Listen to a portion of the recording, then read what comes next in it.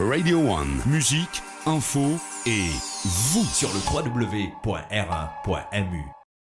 L'idée de la consultation nationale, c'est que tous les citoyens qui se sentent concernés par rapport à ce qui s'est passé au Ouakachio et ce qui se passera au Ouakachio puissent venir déposer devant une commission qui sera mise en place à cet effet. Donc on souhaite que cette commission-là puisse être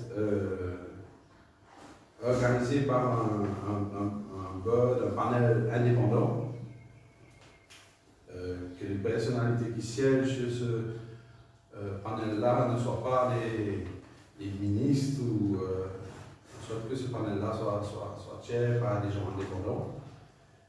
Et on souhaite que l'audition puisse se faire aussi en toute transparence, en public, et que voilà, les gens qui se sont concernés puissent venir dire leur concern, et que la commission puisse après sortir un rapport et que les actions nécessaires peuvent être prises.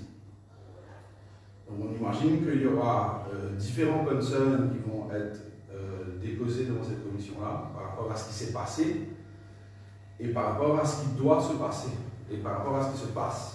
Donc voilà, pour nous ça c'est important que cette consultation nationale-là soit mise en place.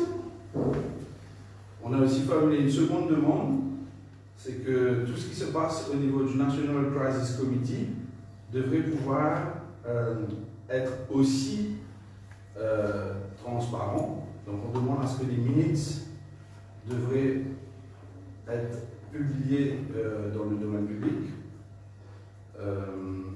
Les médias devraient pouvoir être présents lors de ce National Crisis Committee-là.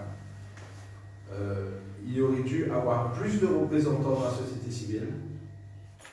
Aujourd'hui, il y a Business Mauritius, il y a EcoSud, il y a Reef Conservation, il y a quelques autres NGO qui sont là,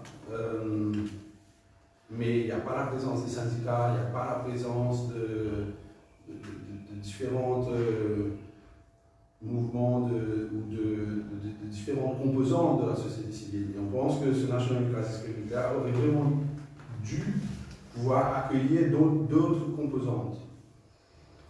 Et le troisième point qu'on a demandé, c'est que les autorités viennent proposer un processus de transparence par rapport aux prises de décision. C'est-à-dire que ce qu'on comprend, c'est que les experts proposent des actions, les experts donnent leurs conseils, et la décision est prise à la fin de la journée par le PM. Donc nous, on veut savoir quel est le processus de décision, et on souhaite, dans l'idéal, que la société civile a aussi son mot à dire dans le processus de décision. Donc on demande aux autorités de réfléchir à ça et de venir avec une proposition concrète pour que dans le processus de décision, il y ait plus de transparence. Radio One Sur le www.r1.mu.